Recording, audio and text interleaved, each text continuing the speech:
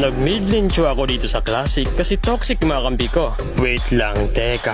Parang si Raichu yung kalaban ko ah. Ewan ko lang kung legit to. Pero biglang nag-reply. Ako ba daw yung nakalaban ni Franca? Sabay sabi ko sa kanya, oo, pero legit Raichu ba? At sabi niya sa akin fake daw siya. Wala akong pake. Gusto mo isusunod kita?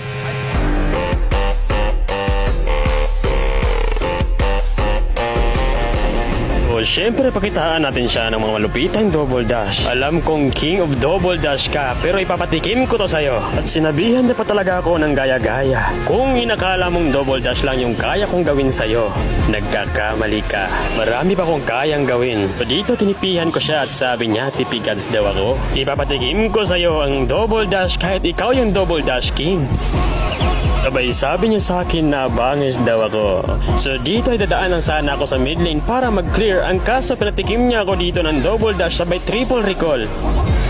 Mukhang mapapalaban ako dito ah. So dito niyo talaga makikita kung gaano kagaling mag-double dash si Raichu.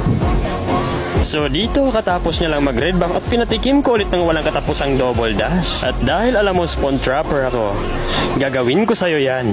Handa ka na ba? Kung si Nika at Franca pinatikim ko, ikaw na yung susunod ko! Ay gag!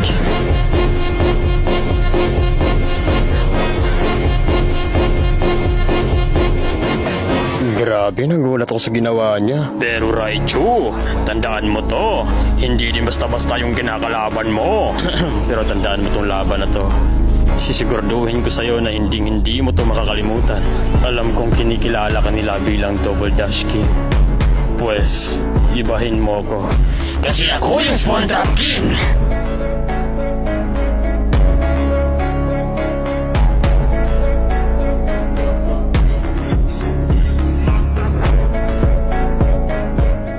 So what's up guys, nag-classic ako sa RG tapos nakilala ko na itong kalaban tapos parang familiar siya na nakalaban siya ni Franca. Tapos sabi niya susunod niya daw ako sa kanya. Tapos yun, habang ako yung naglalakad dito ay bigla ba naman nag-double dash to sa harapan ko. Tapos sabi ko sa kanya, gaya-gaya siya, sabi niya, siya na daw papalit sa akin. Tapos habang papunta ako sa mid dito, bigla na naman ako prinistalan, nagulat ako kasi bigla na lang siya sumulpot. Sabi ko sa kanya dito, tipigad siya. Tapos sabi ko ulit, ganito mag-double dash plus 3 recall pa. Tapos ito yung masamunod na nangyari.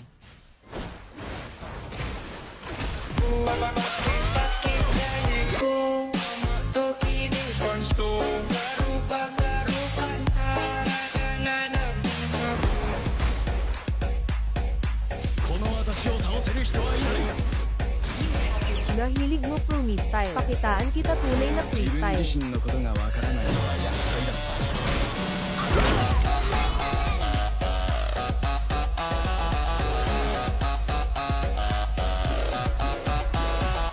Tapos habang nabili ako ng item dito, na double dash na naman ako. Tapos sabi ko ulit, gaya guys, sabi nagulat ako dito sa ginawa niya, grabe.